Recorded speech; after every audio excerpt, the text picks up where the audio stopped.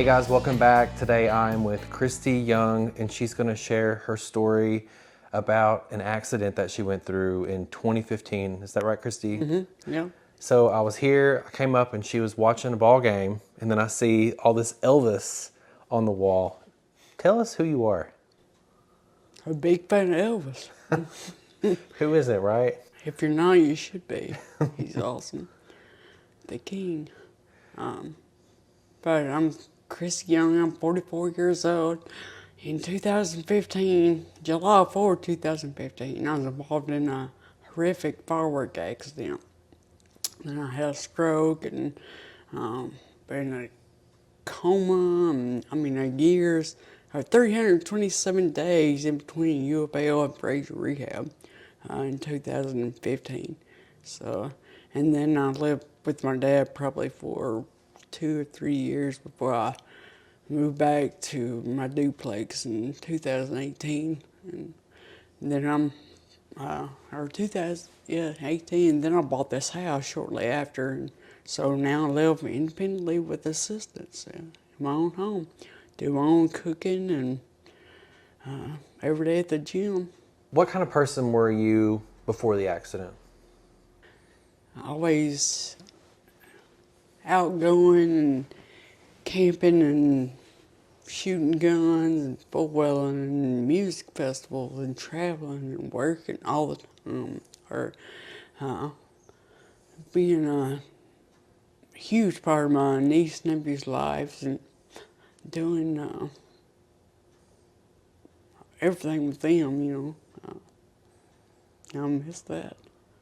What difficulties have you had to overcome since you were in the accident? It's everything because I had a stroke and I don't have any balance, so I can't stand up unassisted. I had to use my hands for everything. To stand up, to when I go to the bathroom, I had to hold on with one hand and you only use one hand to pull my pants up. Same.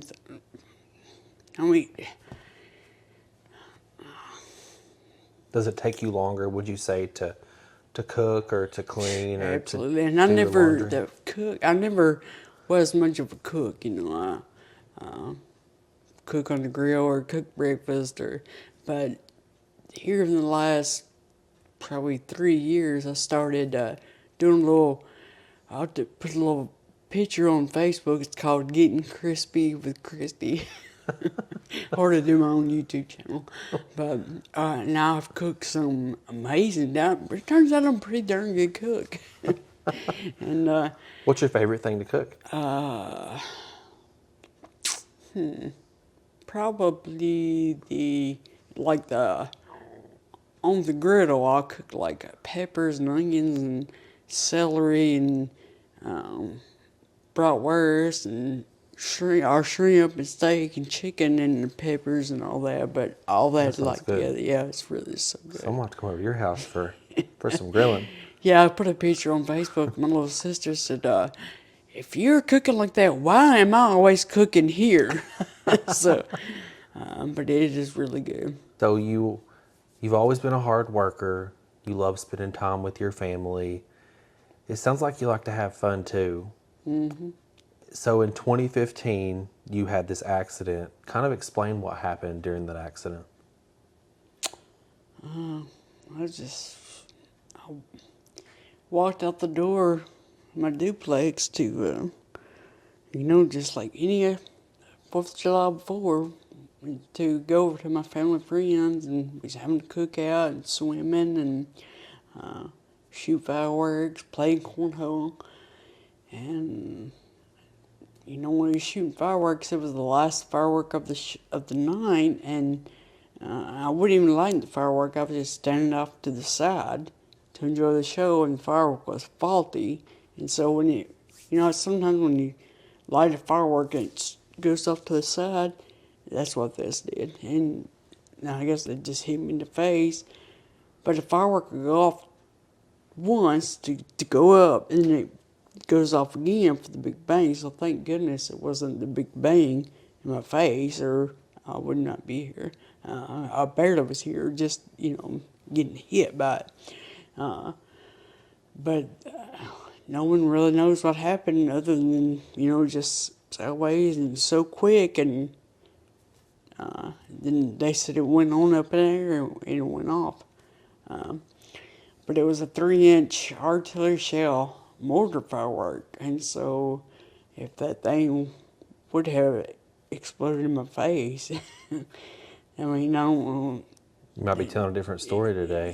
Yeah, definitely. I mean, then just the hit was bad enough.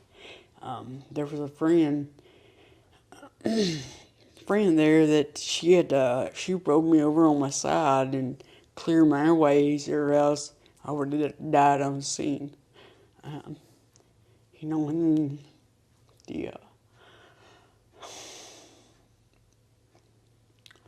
the MTs come and they just, they didn't expect me to live to the local hospital up to, TJ, because I was in Becca. And, well, Lord. Here, let me help you. I guess it's scared everybody. They didn't know what to do with TJ. They just bandaged me up and sent me to U of L. And I was told it was starting to rain, so they couldn't fly, so I had to go by ambulance. And a nurse, I can't remember his name, he rode in there with me, and they kept me alive till I got to Louisville. But what hurts me so bad is what it done to everybody else. And there was a nurse at DJ that told my father not to expect me alive when he got to Louisville. And I just can't imagine driving all the way to Louisville. I don't know if you're going to see your daughter again, And What's been the hardest part about your recovery?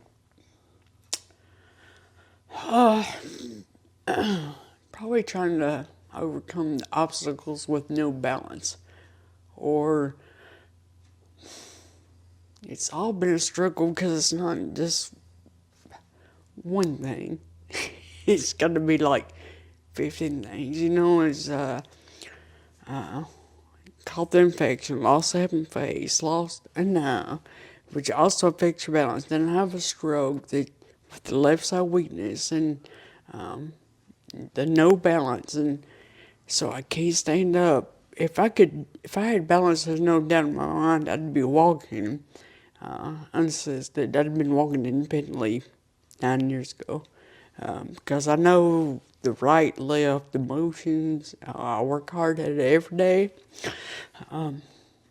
When the firework hit you, like what type of pain did you feel? Do you remember anything? I Was don't there kind of remember. No, I don't a remember. black moment where things just That kinda was went July 4th.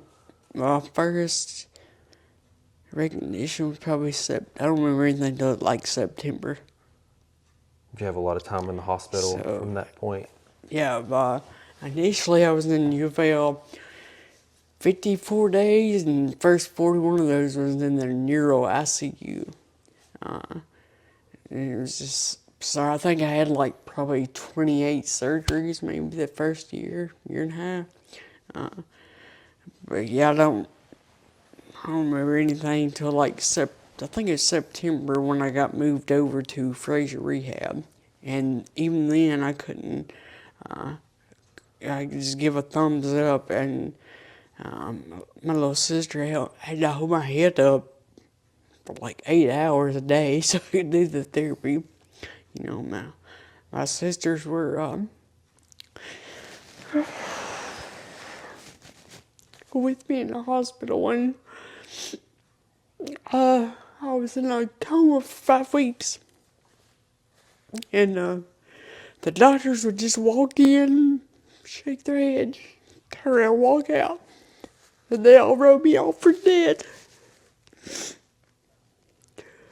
But my sisters would strap me in the chair, set me up in the chair, or work my feet, work my arms to get me doing some type of motion.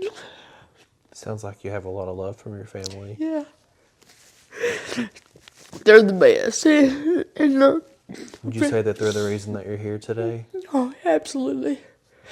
And I mean, I don't think I didn't stay a night by myself in the hospital till I forgot what day. It was probably the last couple months that I was in there. And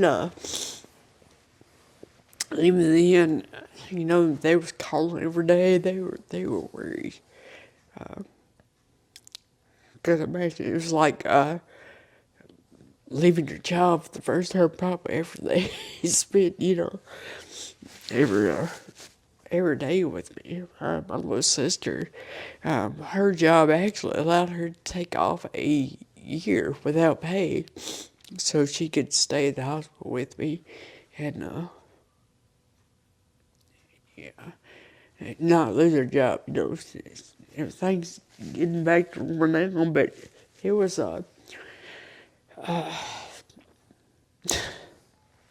it was hell. Is it hard for you to is it hard for you to sometimes go in public? Do people ask you questions or? No, children will ask questions. What happened to you or something? That I've got to wear. My friends said because let me back up. Used to my face. I went through different stages of them because this is new skin that grew. But one time I had this big deal hung down from my face, like it was awful. And so when I was in Walmart like that, a kid be running through Walmart and they'd stop in their track and be like, and my friend was like, you ought to bark at them or so. I said, I'm not doing it to some kids. But one particular, I used to, at the YMCA, I do water therapy twice a week, but I used to have to use, when I first started, I had to use the hydraulic chair to get in and out of the pool. And I think he was Dr. Craddock's son, maybe? They told me. I'm not sure. Anyway, there's a little boy in there, and he was like, he was in there about every day away. He said, you're awesome. You're the most awesome person I know. He said, what happened to you, lightning? I said, no. A firework. He said, lightning and a firework? I said, yeah.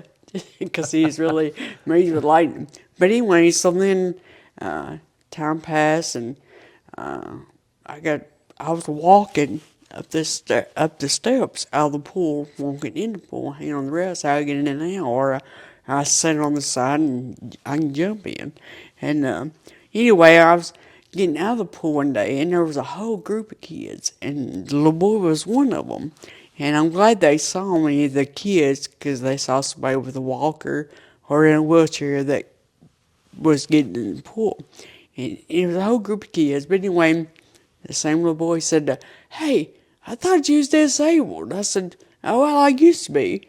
And there was another little boy. He said, what happened to your eye? And I was swimming in the deep end. And I said, oh, man, I lost it back there in the water. He looked at his face and said, gross, she lost it in the water. So, but a lot of the kids at the Y, they'll say, they ask me all the time, what happened to your eye? And I'm like, well, I didn't eat my vegetables, you know, and it fell out, or I didn't brush my teeth and it fell out. So I use it now to teach. Maybe the children start doing what you're supposed to, you know. You know, despite all that you've been through, what do you want people to know about who you are? You know, you're still someone that is very well deserving of love, of friendship, and it sounds like you're still very independent. I think I just told my sister last night, like, I don't think anything's wrong with me. She's like, oh, yeah, there is. That's probably his sister, but I really don't think there's anything wrong with me. Or maybe there's always been something wrong with me. I'm not sure. I think there's something wrong with all of us. But I don't know. I just In terms of like, despite some of the limitations, like you can do everything that anyone else can do. yeah. I mean, you just might have to do it a little bit different, or it takes longer. Definitely, I guarantee you, it's going to take longer. But I will do everything, everything. Uh, I go to the gym 4 days a week, and I'll be there 7 hours, and That's more that's more gym time than a lot yeah, of people get. yeah, So you actually got a lifetime membership to a local gym. Talk about that. yeah. Work at anytime. I forgot what year it was when I got hometown hero. They Work at a time gave me a lifetime membership to work at anytime, and I don't think they've ever done that before. Wow. And I get emotional talking about it. I mean, I cried for a couple months. I just couldn't believe it because it means so much to me.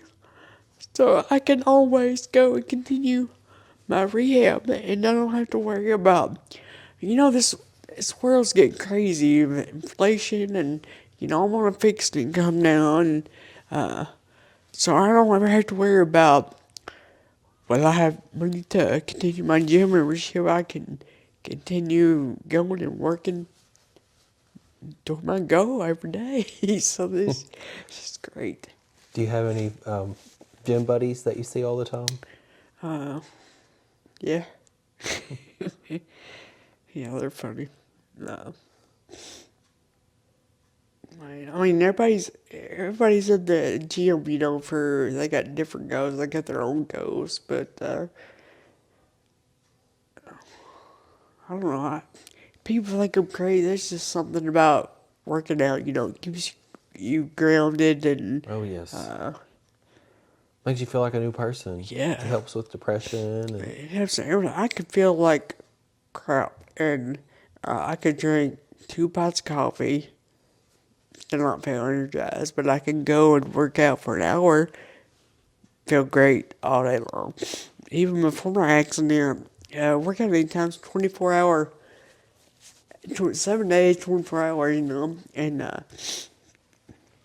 worked second shift, but a lot of people would go work out when they got off of work. You can't because 4 hours, but I would go, I'd be wore out, and so I wouldn't go after work, but I would go before work, and like I said, you work out for an hour, I'd be ready to go to work, and then, yeah.